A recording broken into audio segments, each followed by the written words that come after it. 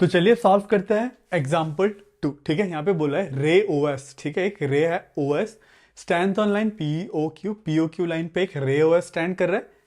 उसके बाद ray O R and O T are angle bisector of POS and POQ. ठीक है, ये इसका एंगल बाइसेक्टर है, मतलब एंगल को बराबर हिस्सों में तोड़ काटता है। ठीक है, और ये ओ टी भी एस ओ क्यू का एंगल बाइसेक्टर, मतलब ये वाला एंगल इक्वल है। ठीक है, उसके बाद बोला angle P O S equal to X. P O S मतलब ये पूरा एंगल हमको एक्स दे रखा है, और फाइनली पूछा एंगल आर ओ टी। ठीक है, हमको फाइनली पूछा है आर ओ टी, ये पूरा एंगल। मतलब सबसे पहले बोला है कि एंगल बाइसेक्टर है ओ आर, इस एंगल का मतलब ये वाला एंगल और ये वाला एंगल सेम रहेगा। This angle will be equal to this angle. ठीक है, और ओ एस को भी एंगल बाइसेक्टर बोला है, तो इसका मतलब ये वाला एंगल और ये वाला एंगल भी सेम रहेगा। This angle will be equal to this angle. ठीक है, हम लोग को ये दोनों चीज गिवन है। ठीक है, लिख लेते हैं angle R O P, angle R O P is equal to angle R O S, angle R O S given है अपने को। ठीक है, सेम वे में angle S O T equal to angle T O Q, angle S O T is equal to angle T O Q. ठीक है, ये भी अपने को क्या है, गिवन है।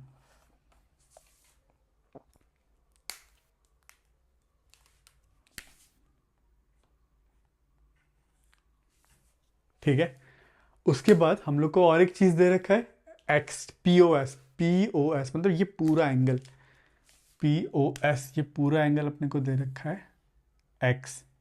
ठीक है, ठीक है, उसके बाद हम लोग को पूछा है फाइंड आर ओ टी। हम लोग को पूछा है आर ओ टी, मतलब ये वाला पार्ट पूछा है। ठीक है, ठीक है, अब देखो आपको ये पता है P Q is a line, और उसमें एस एक क्या है, रे स्टैंड कर रहा, मतलब ये वाला एंगल प्लस ये वाला एंगल 180 डिग्री होगा। ठीक है, हम लोग ने अभी एक्सियम से ही सीखा था। हम लोग लिख सकते हैं एंगल, ये वाला एंगल पी ओ एस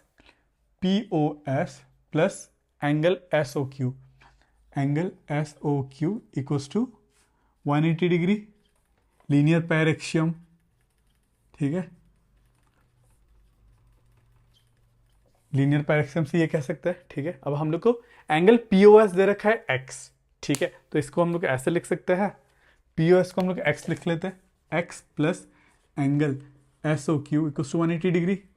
ठीक है, तो हम लोग को एंगल एस ओ क्यू मिला 180 डिग्री माइनस एक्स। ठीक है, हम लोग को एस ओ क्यू कहाँ गया, ये वाला एंगल में हम लोग को मिला 180 डिग्री माइनस एक्स। ठीक है, अब हम लोग को ये पता है ये वाला एंगल और ये वाला एंगल बराबर है। ठीक है, ये दोनों एंगल बराबर है। ठीक है, एंगल एस ओ टी। ठीक है, this angle is equal to this angle, और ये टोटल 180 डिग्री है, पूरा 180 डिग्री।